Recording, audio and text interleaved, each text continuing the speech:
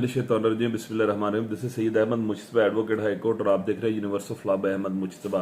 Viewers, हम discuss करते हैं कि आजकल आपने सोशल मीडिया पे देखा होगा हर जगह पे इस्लामाबाद हाई कोर्ट की जस्टिस एजाज एहसान साहब की अदालत के जो लाइव मनाजर दिखाए जा रहे थे, जिसमें एक केस चल रहा था ब्लाशमी के हवाले से, यानी तौहीने रिसालत कह सकते हैं आप उसको, कोई भी ऐसे मामलात जो कि किसी अहले बैत की तौहीन के रेलिवेंट हो या तौहीन सहाबा के रेलिवेंट हो या उम्महातुल मोमिनीन के रेलिवेंट हो, तो ये सारी की सारी जो लाइव स्ट्रीमिंग थी वो चल रही थी इस्लामाबाद हाई कोर्ट में। बेसिकली ये स्कैंडल क्या है, ये इशू क्या है, ये मामला क्या है, उसके बारे में आज हम डिस्कस करते हैं। सबसे पहले मैं बताता चलूं कि हमारे जो कानून है, कानून में सेक्शन 295, 295A, 295B, 295C ये सारे के सारे जो है वो एग्जिस्ट करते हैं। उसके बाद तौहीन अहले बैत, तौहीन सहाबा के बारे में सेक्शन 298A जो है वो डील करता है, जो कि एक बेलेबल ऑफेंस है। इसमें यह है कि 295A, B, C जो है, ए लगता है कि अगर आप किसी भी मजहब को, किसी भी जो है वो किसी की मजहबी दिल आज़ारी करते हैं, मिसाल के तौर पे मैं किसी ईसाई के मज़हब को जो है वो गलत कहता हूँ, या अल्लाह ना करे किसी के मजहबी दिल आज़ारी करता हूँ किसी भी हवाले से, यानी कि उसकी कोई मजहबी फीलिंग्स को मैं हर्ट करता हूँ, तो जो 295A अट्रैक्ट कर जाती है, जिसकी 10 साल सजा है। उसके बाद सेक्शन 295B जो है वो डील करता है कुरान पाक के साथ, कि अगर कोई शख्स कुरान पाक की तौहीन करता है तो उसके साथ जो है वो सेक्शन 295B लगता है, यानी कि वो तो तौबा नऊज़ुबिल्लाह वो कुरान पाक की जो जिल्द है उसको वो डिस्टर्ब करता है, या उसकी कोई तौहीन करता है, या सिपारे को कोई उठा के नऊज़ुबिल्लाह फेंक देता है, या कुछ भी इस तरह की कोई जो है वो करता है उसके साथ तौहीन, या उसको आग लगाने की कोशिश करे, कुछ भी ऐसा मामला जो डील होता है, तो उसकी जो सजा जो उसके साथ ऑफेंस डील करता है वो 295B डील करता है। इसके बाद जो तीसरा ऑफेंस है वो है 295C, जो कि डायरेक्ट हमारे नबी पाक सल्लल्लाहु अलैहि वसल्लम की शान के साथ जो है वो डील करता है। अगर कोई शख्स कोई भी एक्सप्रेसली या कोई वर्ड्स के साथ हमारे प्यारे आका सल्लल्लाहु अलैहि वसल्लम की तौहीन करता है किसी भी तरीके से, तो ये जो है सेक्शन 295C डील करता है इसके साथ। अब जो मामला इस्लामाबाद रावलपिंडी में पेश है, उसमें जो है वो इशू क्या था जिसकी वजह से जो है वो इस्लामाबाद हाई कोर्ट की लाइव स्ट्रीमिंग में जो है वो 42 दिन की समाअत चली, यानी 42 तारीखें पड़ी उसमें, और उसमें एक ही केस बार बार डिस्कस होता रहा। इशू ये है कि एक स्पेशल ब्रांच की रिपोर्ट आई, स्पेशल ब्रांच की रिपोर्ट ने हंगामा खड़ा कर दिया, और उस स्पेशल ब्रांच की रिपोर्ट में ये लिखा गया कि इस्लामाबाद रावलपिंडी में एक गैंग मुतहरक है। उस गैंग में जो है वो कुछ मजहबी लोग शामिल हैं, उस गैंग में कुछ FIA के लोग शामिल हैं, उस गैंग में कुछ वकला शामिल हैं, उस गैंग में कुछ सियासी बंदे शामिल हैं। ये सारे के सारे मिलके एक मुश्तरका कारोबार चला रहे हैं, और वो कारोबार ये करते हैं कि वो मुख्तलिफ लोगों को, मुख्तलिफ खवातीन के ज़रिए मुख्तलिफ लोगों को मुख्तलिफ तरीक़ों से जो है वो फंसाने की कोशिश करते हैं, और उसके बाद जो तौहीन आमेज कंटेंट होता है वो सोशल मीडिया के थ्रू जो है वो उसको सेंड किया जाता है, और बाद में किसी भी बहाने से वो कंटेंट दोबारा वापस मंगवाया जाता है, और मंगवा के अपने वाला जो उन्होंने सेंड किया होता है वो डिलीट कर देते हैं, और जो उधर से कंटेंट आया तो उसके ऊपर वो FIR करवा के तो पैसे हथियाते हैं उनसे। उसके बाद वो अपने ज़बरदस्ती खुद को मतलब उन बंदों को डायरेक्ट उठा लेते हैं, और उठाने के बाद जो है वो उनसे अच्छे पैसे, खासे पैसे कमा के तो पैसे कमाने के बाद जो है वो FIA के हवाले कर देते हैं। अब इसमें जो जो रिपोर्ट है स्पेशल ब्रांच की, उस रिपोर्ट को लेकर जो अफेक्टिव्स थे, यानी कि जो जिनकी फैमिलीज अफेक्टिव्स थी, जिनके बच्चों को तौहीन रिसालत के नाम पे या तौहीन सहाबा के नाम पे या तौहीन अहले बैत के नाम पे उठा के जेलों में डाला हुआ था, और बड़े अरसे से जो है वो 3-3, 4-4 साल से जो है वो बाकायदा इस सारे सिनेरियो में फंसे हुए थे, और जेलों में सजा काट रहे थे, उनकी बेलें वगैरह खारिज हो रही थी, उनके सारे मामला डिस्टर्ब थे, उनकी ज़िंदगियां तबाह हो रही थी। उन फैमिलीज़ ने जो है वो बाकायदा एक रिट पिटीशन दायर की इस्लामाबाद हाई कोर्ट में उस रिपोर्ट की बेस पे और रिपोर्ट की बेस पे रिट पिटीशन ये दायर की कि स्पेशल ब्रांच की रिपोर्ट ये कह रही है, तो इसके ऊपर कोई एक जुडिशल कमीशन बिठाया जाए, या इसके ऊपर इसकी मामले की जो है वो एक डीपली इंक्वायरी की जाए। क्या इधर ऐसा ही है कि कुछ लोग जो है वो मजहब के नाम पे रसूल खुदा सल्लल्लाहु अलैहि वसल्लम की नामूस के नाम पे, सहाबा कराम की नामूस के नाम पे, अहले बैत की नामूस के नाम पे मुख्तलिफ लोगों को ब्लैकमेल कर रहे हैं और इसको बाकायदा तौर पे जो है वो बिजनेस या उन्होंने कारोबार का तरीका बनाया हुआ और लोगों को जो है वो हर तरीके से थ्रेट करके लोगों से जो हैवी अमाउंट्स जो हैं वो रिसीव कर रहे हैं।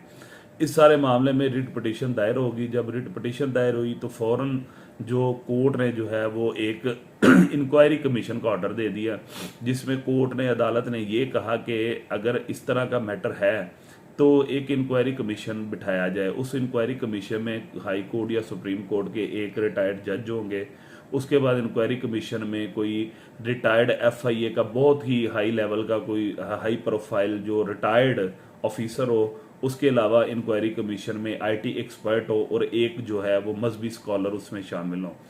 जब ये सारा कुछ हो गया उसके बाद फेडरल की तरफ से यानी कि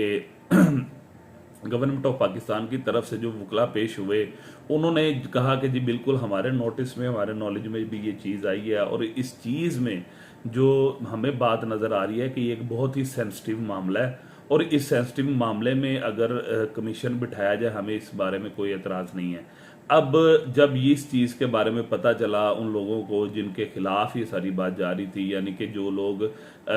जिनके साथ अलेज किया जा रहा था, मैं खुद नहीं कहूँगा कि किसी ने कोई ऐसा कारोबार किया या कोई किसी गैंग का हिस्सा है, जो अलेज किया जा रहा था जिन लोगों के बारे में, वो लोग अदालत में पहुंच गए। उन्होंने अदालत में आगे शोर शराबा करना शुरू कर दिया और अदालत में ये शोर शराबा किया गया कि हमें सुने बगैर और हमसे डिस्कस किए बगैर और हमें नोटिस किए बगैर कोई कमीशन कैसे क्रिएट हो सकता है। हमें भी सुना जाए कि हमारे जो मामलात हैं, हमारे पास जो एविडेंसेस हैं कि लोगों ने वाकई ही तौहीन आमेज़ जो है वो खाके बनाए या तौहीन आमेज़ मवाद को क्रिएट किया, कंटेंट क्रिएट करने के बाद मुख्तलिफ जगहों पे जो है वो नशर किए हैं और बाकायदा तौर पे मुख्तलिफ लोगों को शेयर किए हैं। अदालत ने जब ये सारा मामला देखा तो अदालत ने कहा ठीक है मैं आपको भी सुनता हूँ, लेकिन ये सारी की सारी जो चीज़ें होंगी ये लाइव स्ट्रीमिंग में होंगी, क्योंकि इशू ऐसा है जिसमें कोई ऐसी बात मेरी तरफ से या कोई ऐसी बात आपकी तरफ से सामने है जिसमें कल को ये कोई इल्ज़ाम लगे कि जी जज साहब ने ये कह दिया था या जो है दूसरे मुखालिफ वकला ने ये कह दिया था। इसीलिए ये लाइव स्ट्रीमिंग का जो ऑर्डर किया गया और जो टोटल हेयरिंग है वो लाइव चली। 42 इसमें तारीखें पड़ी और 42 तारीखों के बाद जब कोर्ट ने टोटल एविडेंसेस देखे, अदालत ने दोनों फ्रीकैन को मुश्तरका तौर पे सुना और मुश्तरका तौर पे सुनने के बाद एट द एंड अदालत ने जुडिशल कमीशन बनाने की जो है वो सिफारिश कर दी है और कहा कि जुडिशल कमीशन बनाया जाए और 4 महीने के अंदर अंदर रिपोर्ट सबमिट की जाए और उस रिपोर्ट में ये सारी डिटेल जो है वो सरकार यानी कि स्टेट हमें दे के आइदर वाकई ही कोई ऐसा जो है कोई ग्रोह काम कर रहा है, ऐसा कोई गैंग काम कर रहा है कि जो कि तौहीन मज़हब या तौहीन सहाबा के नाम पे या तौहीन रसालत के नाम पे मुख्तलिफ मासूम लोगों को निशाना बनाता है और निशाना बनाने के बाद मुख्तलिफ लोगों को जो है वो उनसे पैसे इकट्ठे करते हैं, उनको ब्लैकमेल करते हैं। या अगर ऐसा नहीं है तो जो जो लोग अदालतों में जो जो लोग सज़ा काट रहे हैं उनके जो स्टेटस हैं ट्रायल्स के, उनके क्या स्टेटस है और कितने पर्चे जो हैं वो दर्ज हो चुके हैं और कौन कौन से पर्चे में कौन कौन मुद्दई है और किस किस तरह ये सारे मामला चल रहे हैं। अदालत के सामने जो चीज़ें आई हैं उन चीज़ों में जो है वो देखा गया है कि वाकई ही कुछ नंबर से तकरीबन कोई 5 से 7 जो कि सारी FIRs में घूम रहे हैं, वही 5 से 7 नंबर इस्तेमाल हो रहे हैं। मुद्दई जो हैं वो 1 से ज़्यादा पर्चों में जो है वो 5 से 8-10 लोग हैं जो कि टोटल पर्चों में मुद्दई हैं। यानी कि जो स्टोरी जो अदालत के सामने आई है वो यही आई है कि कुछ मुख्तलिफ किस्म के लोग हैं, यानी कि चंद नाम हैं जो कि ये सारे मामले में इन्वॉल्व देखे गए हैं। अब ये बाकी सारे मामलात में जो हैं वो मुख्तलिफ किस्म का प्रोपोगंडा भी देखने में सामने आ रहा है कि जिन के खिलाफ ये सारा जुडिशल कमीशन बनाया जा रहा है वो इस चीज़ का शोर शराबा कर रहे हैं कि जी ये तौहीन रसालत के लोग जो थे, ये नामूसे रसालत के कानून को जो है वो उसके बारे में जुडिशल कमीशन बनाया गया या नामूसे रसालत को के कानून को छेड़खानी की जा रही है या तौहीन सहाबा के कानून के खिलाफ छेड़खानी की जा रही है तौहीन अहले बैत, यानी कि जो हमारे रिलीजियस सेंटीमेंट्स हैं उनको फ्रंट लाइन पे ला के इस चीज़ को तनकीद का निशाना बनाया जा रहा है, जज को भी तनकीद का निशाना बनाया जा रहा है और जो वकला है उनको थ्रेट्स भी दी जा रही हैं। जबकि हकीकत जो है वो यही है कि इस्लाम जो है हमें इस बात की इजाज़त देता है कि जब तक कोई भी चीज़ जो है वो गवाह के साथ साबित ना की जाए, हमारा कानून भी ये कहता है कि अगर कोई शख्स ऐसा कोई काम करता है तो उसके लिए सॉलिड गवाह जो है वो ज़रूरी हैं। किसी एक गुनाहगार को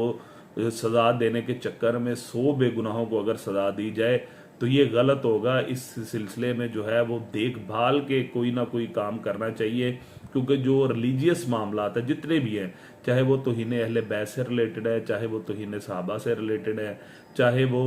तौहीन रिसालत से रिलेटेड है, चाहे वो तौहीन कुरान से रिलेटेड है, ये इस किस्म के मामला हैं जिसमें लोगों की मजहबी जो फीलिंग्स होती हैं वो अटैच्ड होती हैं। अगर तौबा नौजुबिल्ला किसी शख्स को, मुझे भी अभी यहाँ पे बैठे हुए पता चले कि नीचे जो किसी शख्स ने तौहीन रिसालत की है, तो मैं तो कुछ भी नहीं देखूंगा, क्योंकि कुरान रसूल खुदा ने फरमाया कि मैं जब तक तुम लोगों के लिए अपनी जान से ज़्यादा जो है वो नज़दीक ना हो जाऊं या अपनी जान से ज़्यादा अजीज़ ना हो जाऊं तो आपका ईमान ही नामुकम्मल है। और हमारा ईमान, हमारा अकीदा ही रसूल खुदा सल्लल्लाहु अलैहि वसल्लम और उनकी अहले बैत और उनके बावफा सहाबा के साथ जो है वो कनेक्टेड है। अगर कोई शख्स अभी मुझे भी बताएगा कि नीचे किसी ने तौहीन रिसालत किया, तो शायद मैं भी उसको जाके उसका बहुत ही फेयर रिएक्शन शो करूं। ये चीज़ें जो हैं ये बहुत ही ज़्यादा जो है सेंसिटिव मामला है। इन चीज़ों के ऊपर बाकायदा तौर पे सेंसिटिविटी से देखा जाए और इसमें ख़ास तौर पे ये देखना ज़रूरी होता है कि वाकई ही अगले बंदे ने कोई ऐसा एक्ट किया है या नहीं किया, क्योंकि यहाँ पे हमने देखा है कोई पर्सनल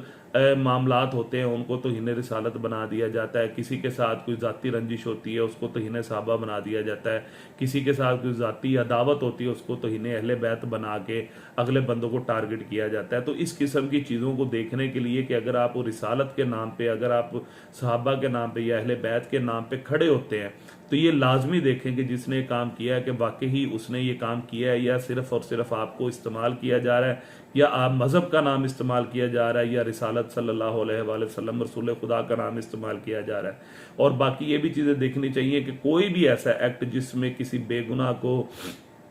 किसी भी झूठे केस में फंसा के, तो अगर कोई शख्स जो है वो फ्रॉड का या इस किस्म का बिजनेस कर रहा है तो हमें इस चीज़ को भी कंडेम करना चाहिए। और अगर जो है वो जुडिशल कमीशन में ये चीज़ साबित हो जाती है कि बिल्कुल ऐसा नहीं है, कोई गैंग काम नहीं कर रहा या कोई भी ऐसा फ्रॉडलेंटली या कोई मेलाफाइडी नहीं है इन लोगों की जो तौहीन अमेज चीज़ों के लिए काम कर रहे हैं, तो ऐसे लोगों को जिन्होंने रसूल खुदा सल्लल्लाहु अलैहि वसल्लम और अहले बैत और रसूल खुदा के बावफा सहाबा के बारे में अगर किसी ने गलत किया है या कोई गलत जो है वो कंटेंट शेयर किया है तो उसको बिल्कुल सज़ा मिलनी चाहिए। लेकिन अगर कोई किसी बेगुनाह को इस सारी आड़ में फंसाने की कोशिश कर रहे हैं और किसी बेगुनाह शख्स को इसमें इन्वॉल्व करके जो है वो अदालतों में घसीट रहे हैं या अपने मुफाद परस्ती के लिए और पैसों के लालच में ये सारा कुछ कर रहे हैं, तो इस चीज़ को हम मुसलमानों को चाहिए कि हम मिलकर कंडेम करें और उन बेगुनाह लोगों के लिए दुआ करें कि अल्लाह पाक उनके लिए आसानियाँ पैदा फरमाएं। और हमेशा इस चीज़ को देखा जाए कि जब भी कभी कोई तौहीन रिसालत या तौहीन अहले बैत या तौहीन सहाबा के बारे में कोई सवाल उजागर होता है तो कोशिश करें कि अपने जो जज्बात हैं उनको इस हद तक कंट्रोल रखें कि पहले अगले बंदे की गलती को देख लें कि वाकई वो साबित हो रही है या नहीं हो रही, कहीं हम किसी बेगुनाह को इस चीज़ की भेंट ना चढ़ा दें। बहुत शुक्रिया।